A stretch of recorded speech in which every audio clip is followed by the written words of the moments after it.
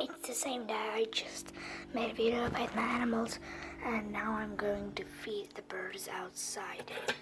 It's not my pits exactly, but I just, always take a bowl of seed and go through it for the wild birds because I feel very bad for them. I just need to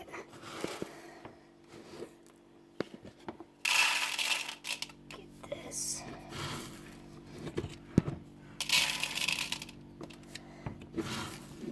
By the way, this is our favorite food.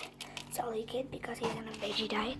Sometimes we feed him veggies, and I'm just gonna throw it. Sometimes the dogs go after it. They think they can eat it, but they really can't. Oh god. So yeah, guys. Hope you enjoyed this video. This was really not a lot.